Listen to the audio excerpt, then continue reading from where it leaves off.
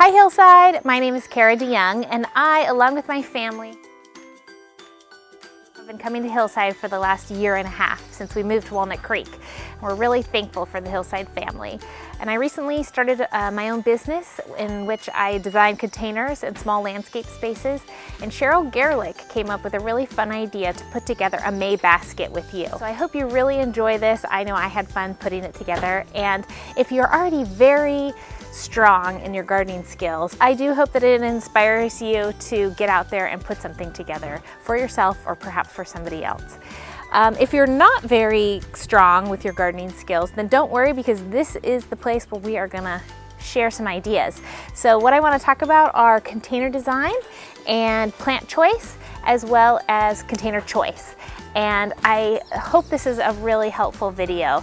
Cheryl was thinking it would be fun to put together May baskets for the month of May to give to friends and family and loved ones who we aren't able to see right now. So I think plants bring a lot of joy, especially in the environment we're living in right now.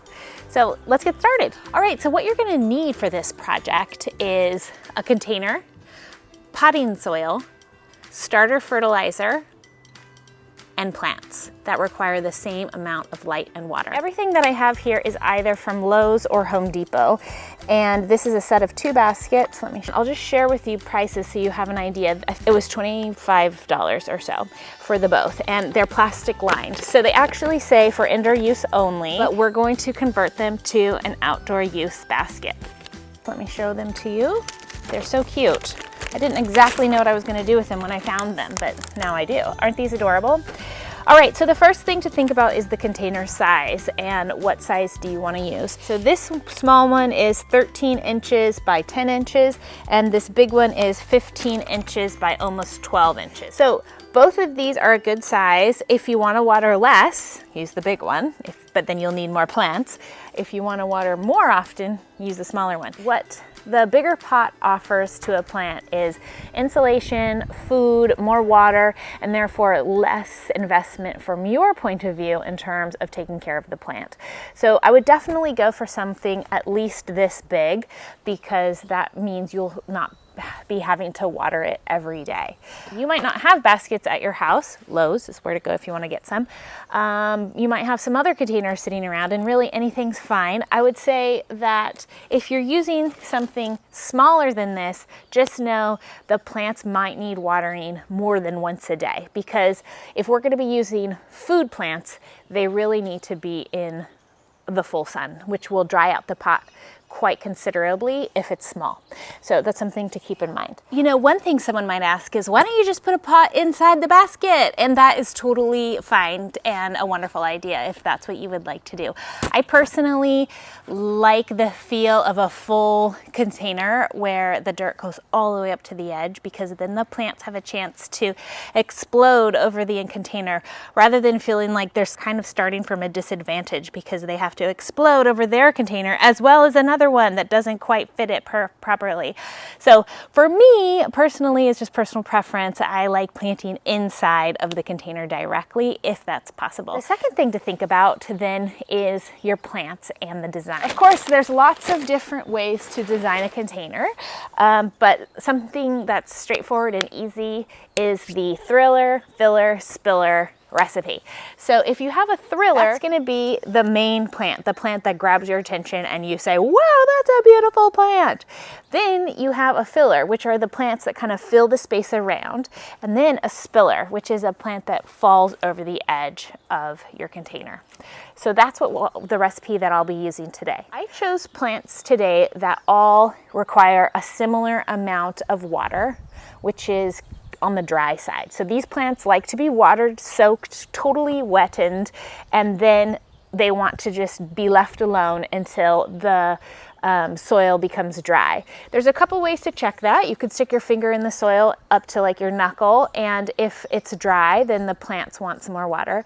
Another way to check that is to use a moisture meter, which I just got one and I am loving them. With the moisture meter, you just stick it into the basket and it will tell you if it's dry, moist, or wet. And so with these plants that we're going to be planting today, they want to be dry before you water again. So what plants do I have? For our thriller, I have this salvia. Salvia is another word for sage, and as you know, sage is a common herb. So we're going to be using this as our thriller plant because it has these beautiful purple flowers up at the top and this really beautiful dark green lush foliage. In terms of the plant selection today, I chose kind of things that just looked pretty, but also I was thinking about what's poisonous. So I just did a quick Google if I was wondering, is this plant poisonous? Just to check that it wasn't before I put it in a basket where we're going to be adding food and we don't want to accidentally grab a leaf or something off of a poisonous plant. The next plant I purchased was barbecue rosemary. Now this is a fun little guy. It says it's called barbecue rosemary because you can use the fronds as skewers down the middle of your meat, and then it infuses the rosemary oil into your meat. So that sounds interesting. That certainly couldn't happen right now because this is a young plant and it's very flimsy. So I have 2 of these. This was, I think, $3, and I bought these from Home Depot. This will add some beautiful foliage and texture and a lovely smell. What I have here, we might not use all of these things, is a marigold. And marigolds are often planted with vegetables or in gardens because they're pest deterrent. That's the reason why I thought this would be a fun plant to add into our basket. Also, the purple and red-orange contrast was beautiful. I also have a Dusty Miller. This was another thing that I bought from Lowe's for $1, listed as $3, but in fact was $1 because they were trying to get rid of it. This is another plant that I thought, I love the silver foliage. These can grow quite tall, but what I like to do with them is pinch them off as they grow and then keep them quite low and bushy, which adds this lovely silver texture to the basket. And this is thyme, and I just thought this looked so pretty. It doesn't have a name on it. It just says ground cover thyme. And because it's spilling over the edge of this lovely container, I knew it would be a lovely spiller in our basket as well. The first thing to do is to cut the plastic so that this is going to allow drainage. So I'm just gonna cut a hole here. Probably if you use regular scissors, that would be easier. So if you're sad that your basket's gonna be ruined, then don't use a basket. But I think it's awesome because the plastic is gonna prevent the sides from being ruined and we'll just have a little bit of, water damage on the bottom, no problemo. Organic potting soil, but pretty much any potting soil would do. But you wanna make sure it says potting soil and not garden soil. And I'm just gonna put that straight in here. All right, the next thing to use is starter fertilizer. Starter fertilizer is really important to give your plants some food straight off the bat. You can buy starter fertilizer at Home Depot or Lowe's. I purchased this actually at Sloat. You just follow the directions on the bag, which is listed right here. The next thing to think about is where is your pot going to go, or where is your container going to go? Is it going to go up against something, or is it going to be able to be seen from all sides? I'm going to plant this as if it's going to be seen from all sides. So I'm going to put my thriller in the middle. So that's my salvia, my purple salvia. And I'm just going to pick off any leaves that don't look awesome. Just to clarify, this salvia is not bred to be eaten. It's fine, it's in the sage family, but that's not the purpose. How much space to give the plants? I certainly add a lot of plants, but fewer at this time of the year than when I am doing like a fall planter, because there is a lot of growing that's gonna happen. So you just wanna be mindful of space. I wouldn't follow the spacing guidelines exactly on the plant, like this is gonna grow to 3 feet. We're not worried about that at the moment. If you wanna transfer this plant to the garden eventually, that's a great idea. But I'm not planting this basket up thinking these plants are gonna live in here forever. I'm gonna do the marigold and thyme interspersed. So this is the smallest plant. So I'm gonna put it kind of towards the front. And then this thyme, maybe right next to it, like kind of staggered.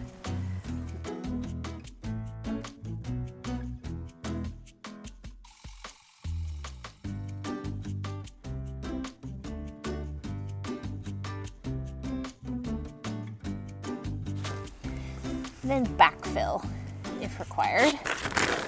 Another thought is just to make sure that you keep the soil well below the top of the plastic so that it doesn't overrun in between the plastic and the basket. And that's gonna keep your basket working great as an outdoor container for a really long time. This is what I would call a dry planting experience. I also have a couple pots here that would work really well if you wanted to grow something like lettuce or basil, which requires a lot more water. This has lobelia in it, as well as alyssum and some violas.